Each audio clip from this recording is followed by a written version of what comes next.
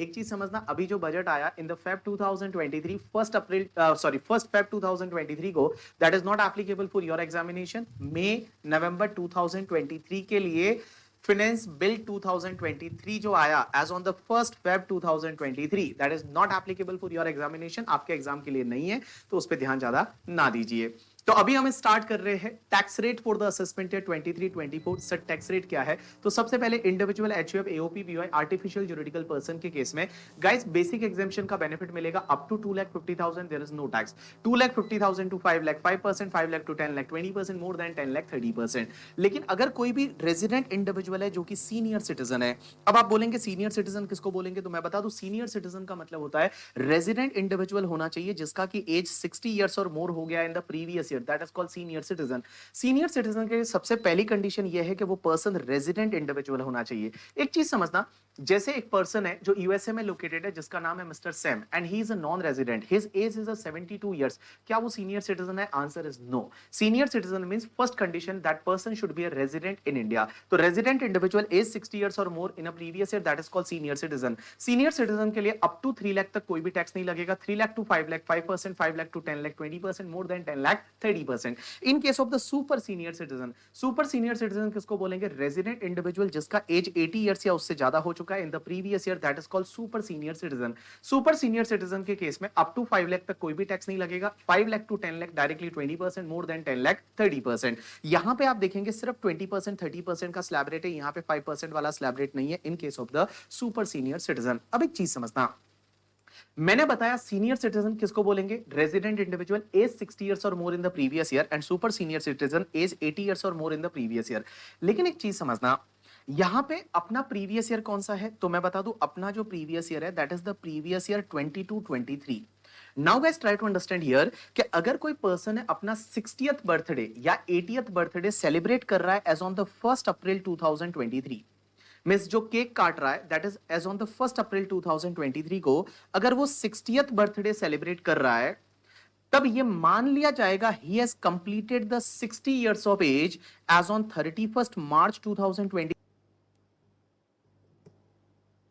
and he can claim the higher basic exemption of 3 lakh in the previous year 22-23।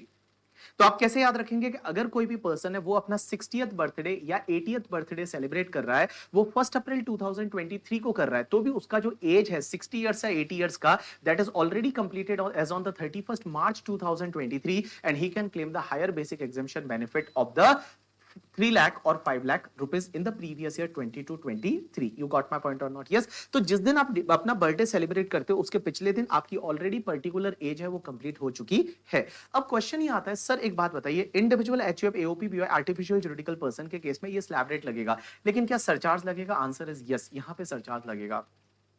Surcharge कैसे लगेगा? अगर SSC का total income है that is more than 50 lakh rupees तभी लगेगा। Means up to 50 lakh there is no surcharge.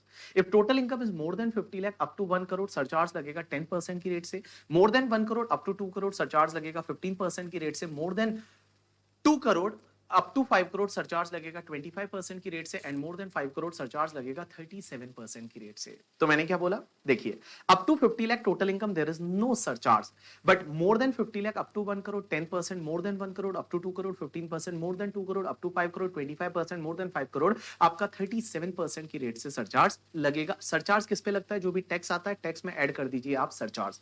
लेकिन यहां पे एक चीज समझना, लॉ मेकर्स बोलते हैं 4 तरह की इनकम आपकी ऐसी है, कौन कौन सी?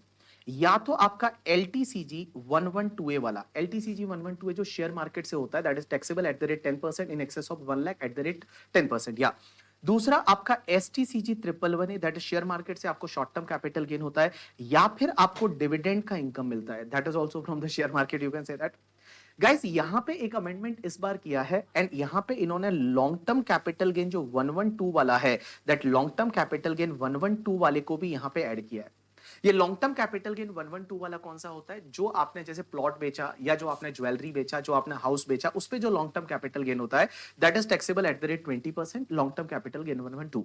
गाइस ये जो 4 टाइप की इनकम ऐसी है ना, ये इनकम कितना भी हो, इन पे आपका मैक्सिमम सरचार्ज है ना वो 15% की रेट से आएगा।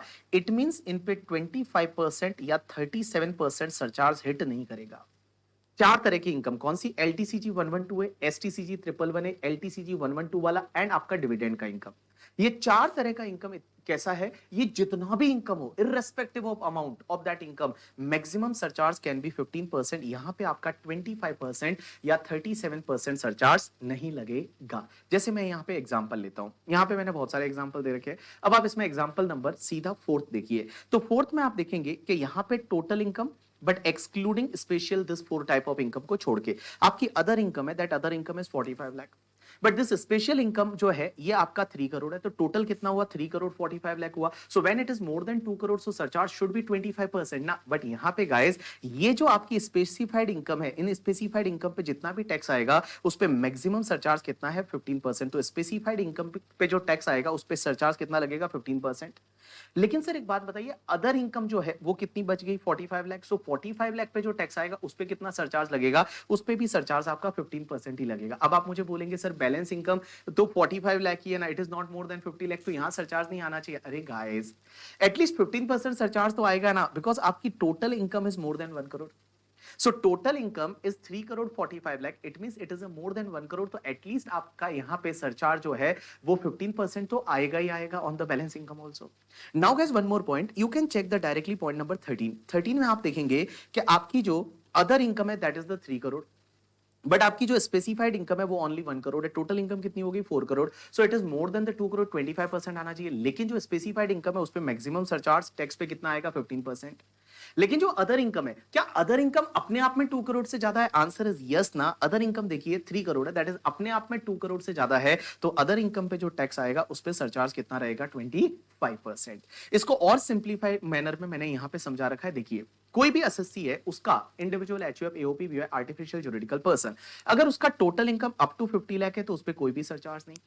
Total income is more than 50 lakh up to 1 crore है तो उस पर्टिकुलर केस में 10% surcharge. If it is more than 1 crore up to 2 crore है उसमें 15% सरचार्ज। मोर देन 2 करोड़ है तब आपको चेक करना है। देखो अगर total income is up to 2 crore है ना, तब तक तो कुछ भी नहीं देखना आपको। अब अगर आपकी टोटल इनकम मोर देन 2 करोड़ है तो एक चीज समझना, जो आपका ये एलटीसीजी और एसटीसीजी है और आपका डिविडेंड है वो कितना भी हो, मैक्सिमम सरचार्ज उसके टैक्स पे कितना आएगा, 15%। अब आपको ये देखना है कि बैलेंस इनकम कितना है, इन चार इनकम को छोड़ के बैलेंस इनकम कितना है। अगर बैलेंस इनकम अपने आप में, balance income itself is more than 2 crore, तो बैलेंस इनकम पे जो भी टैक्स आएगा उस पे 25% की रेट से सरचार्ज। एंड अगर बैलेंस इनकम अपने आप में, balance income itself is more than 5 crore, तो बैलेंस इनकम पे जो भी टैक्स आएगा उस पे आपका 37%। बट एक बात समझना, balance income is not more than 2 crore, तो बैलेंस इनकम पे जो टैक्स आएगा उस पे आपका 15% की रेट से सरचार्ज लगेगा, सब्जेक्ट टू दैट कि आपका total income, overall income is more than the 1 crore. You got my point or not? Yes. Now next part is related to the tax rate for the company. So companies दो तरह की